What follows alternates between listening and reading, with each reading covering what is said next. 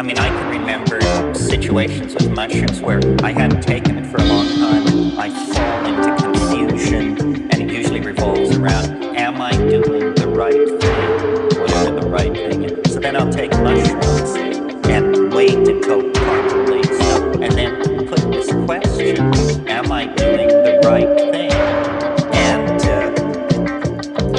it reminds me of a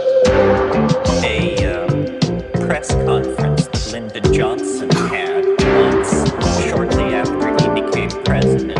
Somebody asked a question that he didn't care for, and he said, what kind of a chicken shit question is that to ask the president of the United States?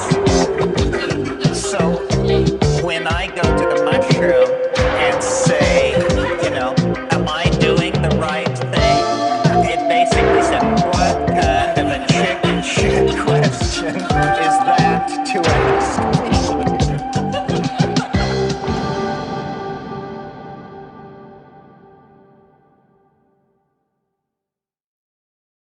That was what I needed to hear, you know? And are you kidding? So, you know, it can be, you know, my father used to say you can drive a horse to water, but a pencil must be lead.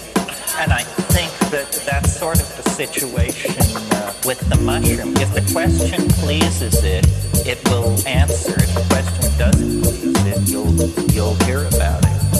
It is amazing how it gives people what they need. You know that Rolling Stones song, you don't always get what you want, you get what you need? I have a friend, dear friend, but arrogant.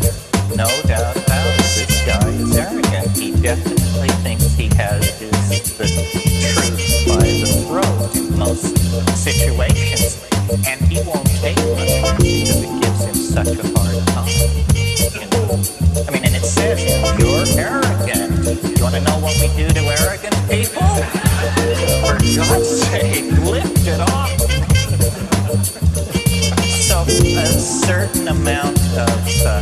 certain amount of humility, it's a relationship, like to a crusty Zen master or something like that.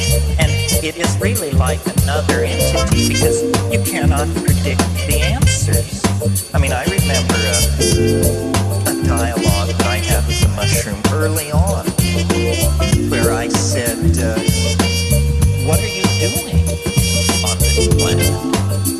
And he said, you're a mushroom, you live cheap.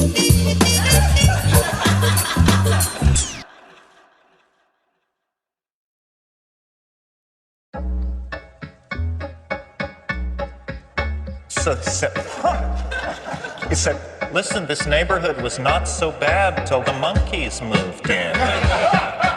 To you, it may look like a mess. To me, it was paradise.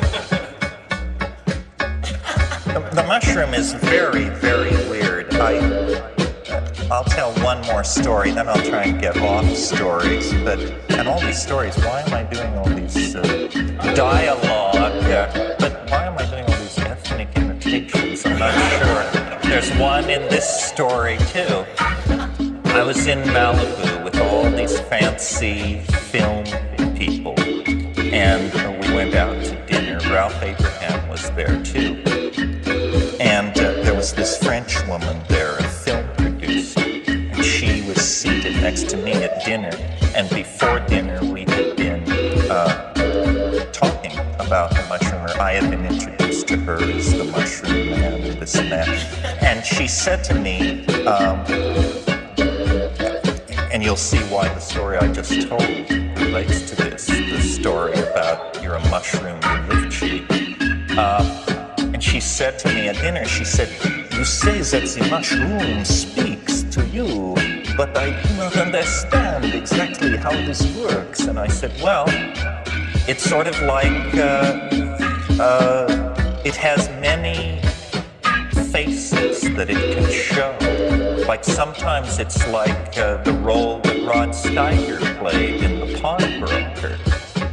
And at that precise instant, Steiger shows up at the table to shake hands with everybody and slap a few bags, and then he just drifts off into the recesses of this restaurant.